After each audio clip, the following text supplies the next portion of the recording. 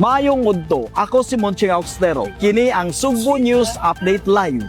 Sugod karong adlaw, giablihan sa Cebu Provincial Capitol ang tabo sa Kapitolyo. Sa barato nga presyo, gibida ang mga lokal nga produkto gikan sa kalungsuran sa lalawigan sa Sugbo. Ani ang report ni Sab Bintazal.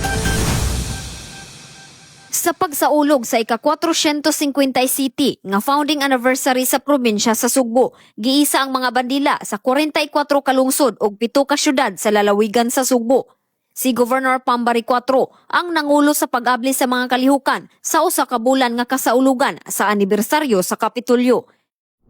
By virtue of the authority vested in me as governor of this beautiful province of Cebu, I now declare the 457th founding anniversary officially open.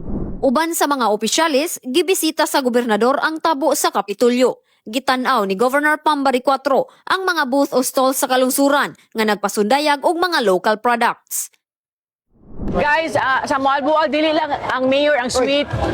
Ang sweet sa Moalboal, ang ilas ang mango. Guys, ang pinakalami diri sa kanang Medellin na ako mahinuduman, which ako dyan yung pangayoon ni mayor. Kanilang ubig, kasaba. Wow, kalami oy.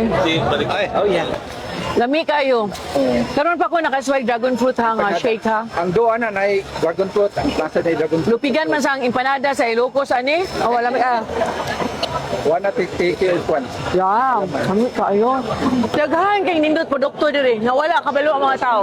Every year, Mari man make. Very good. Thank you kayo. Salamat kayo. Organic soap. Oh, wow. Kamoy na gimo ni? Yes. Humuta, uy. This is also organic. Niyo sa din product? Yes. Wow. For our farmers. Wow. Farmers. Wow, humuta sa ilang sabon, uy.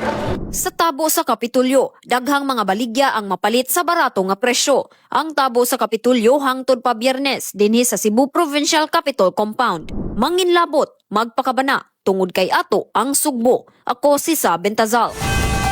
Salamat sa Bintazal. At ang iyang dugang pa mga news updates din hilang sa Sugbo News.